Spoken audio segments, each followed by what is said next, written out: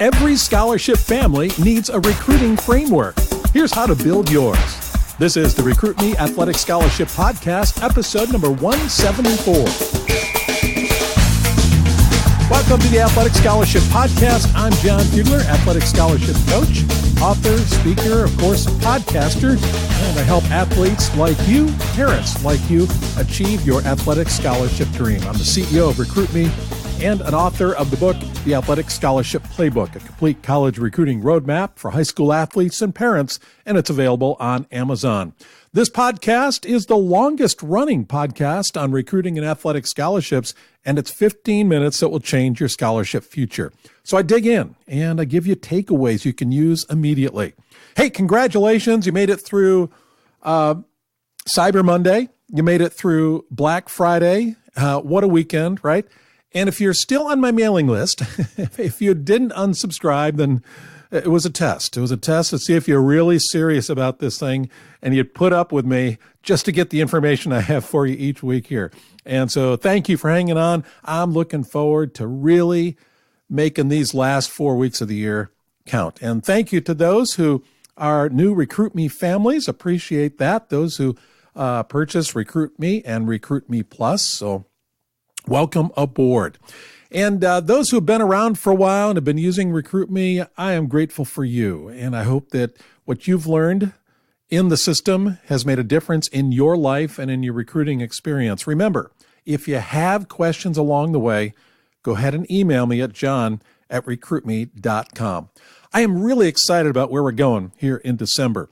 In the next 5 episodes, including this one, we're going to talk about a recruiting framework. And as I mentioned at the outset, every scholarship family needs a recruiting framework, and I'm going to teach you how to build yours. So what in the world is a recruiting framework, and why do I need one?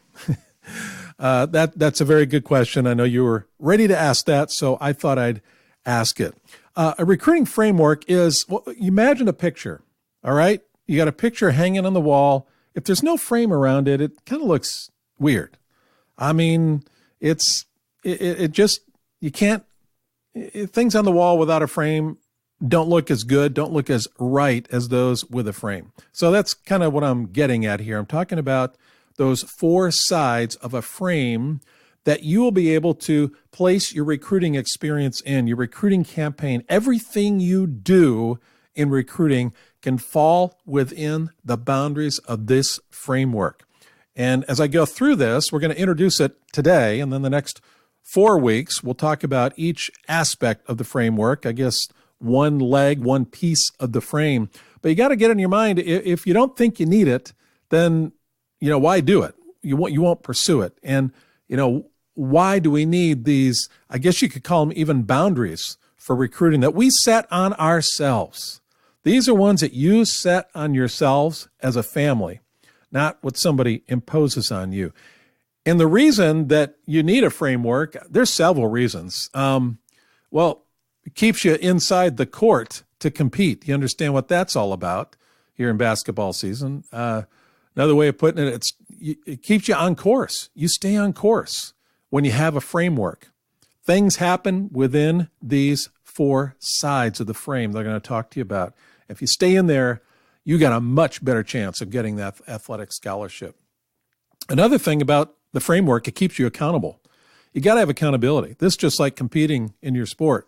There's got to be some accountability there, and you'll see why the framework gives you accountability. Another thing a framework does, it forces you to focus. There's no wandering around, and you can wander around in this whole recruiting thing, zigzag across the field, wondering if you're ever going to make it to the goal line. Well, there's no wandering when you institute the recruiting framework I'll be talking to you about. It increases your intensity. That goes along with focusing and not wandering. It increases your intensity because you know what your boundaries are. You know you have definition in this recruiting game. And that's one thing many people miss is definition. They really don't know what to do. When I share the step-by-step system, the light goes on for people and they understand that, but they still wander outside the frame. They lose their intensity over time. And if you come back stay within the frame, in the framework, then your intensity will increase, and you won't find yourself getting bored, kind of losing focus and wandering off, okay? So it increases your intensity.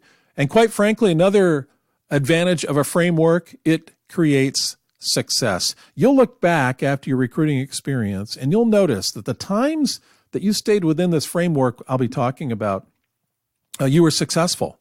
And little successes along the way lead to the big success of an athletic scholarship.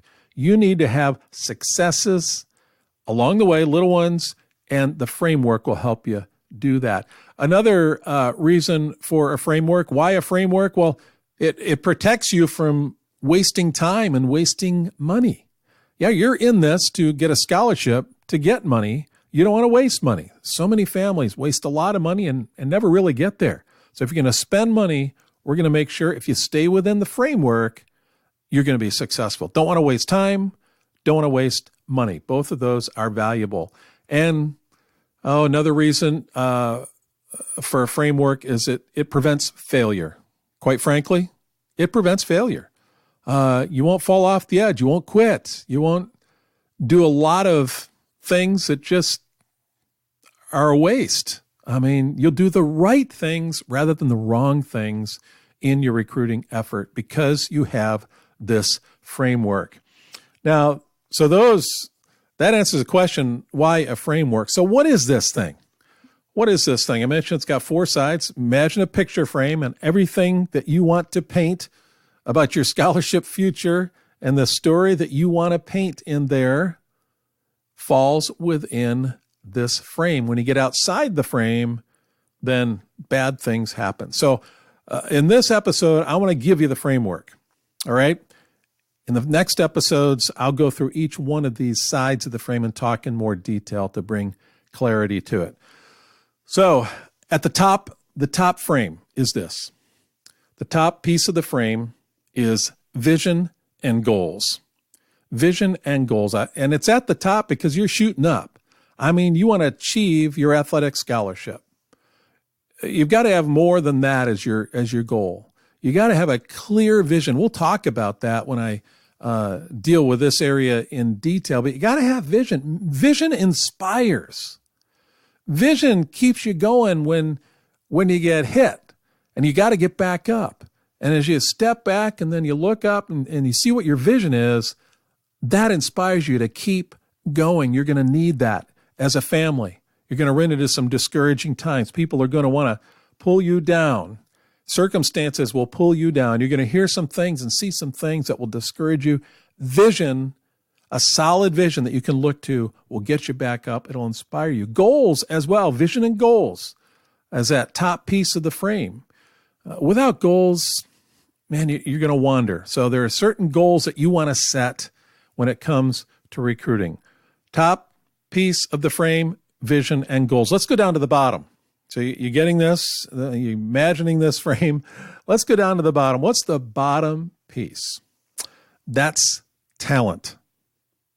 You can't get an athletic scholarship unless you've got talent good enough to compete at the next level. And next level, I don't necessarily mean it's going to be Division I at a top 20 school, top 20 program.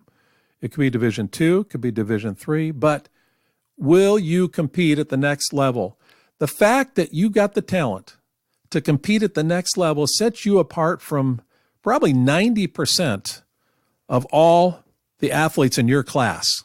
When you get to college and you're competing in a sport, you're set apart just because you have the talent to get to the next level. And that's what I'm talking about. So you got the talent to get to the next level. I have more things to say about talent. It's more than just your innate ability, but there are things that you can do to make that more solid. And as you grow as an athlete, your talent will increase. And we're going to talk about things like that. I put talent as the bottom piece of this frame. If you don't have talent, then this scholarship, I guess, is just going to leak out the bottom of the frame. Just picture it that way as well. Talent holds it up. Talent holds up the picture of recruiting. the athletic scholarship picture. So you got the top, vision and goals. You're shooting for vision, shooting for goals. You have vision. It keeps you inspired. Goals are something tangible. And then at the bottom, the foundation of this is talent. Got to have talent. You can't get around that. You can do all the recruiting steps, but if you don't have talent, coaches are going to see through that. You won't get a scholarship. So keep that in mind. But you don't have to be the best on your team or the county or the state. You don't have to be the best. The question is, can you compete at the next level? So let's take a look at the left and right sides of this frame. And I like to look at these almost as lanes, where you got to run inside these lanes in order to stay in the picture. All right? So on the left side is a plan of action. A plan of action.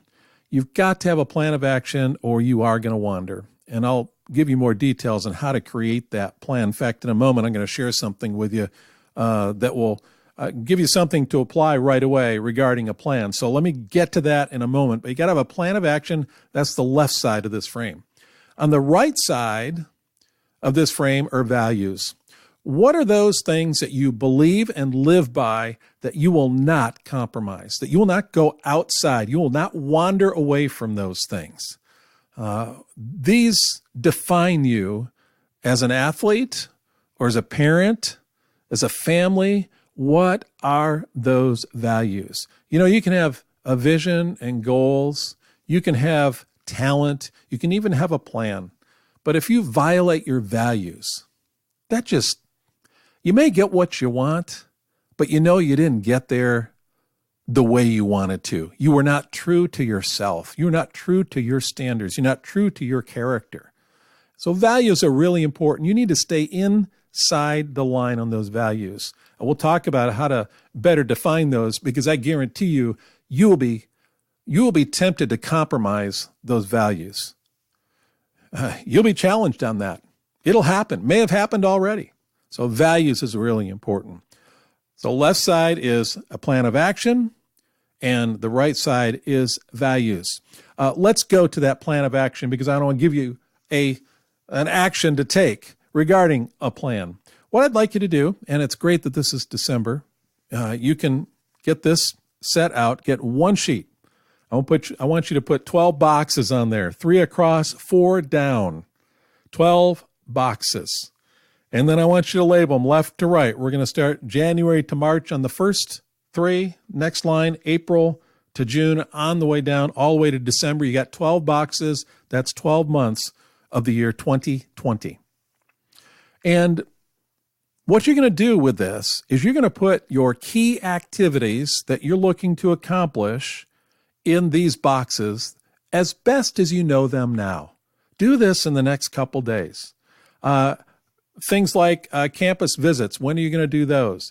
When are you going to, if you haven't contacted coaches yet with your intro packet, when are you going to send that? Is that January? Are there camps coming up that you need to put on your calendar? Are there months that you want to concentrate on making phone calls to coaches? When are the SATs and ACT tests? Put those on your calendar. All these things that you can look at right now as you take a look at the whole year. What are the key activities that you need to take on in each of these months? And don't worry about filling in all the months and all the details. The idea is to start thinking this way. Start thinking ahead to 2020. And when we come back over the next few weeks, this is going to become more clear for you. You got to have a calendar. Got to have a calendar, an annual calendar.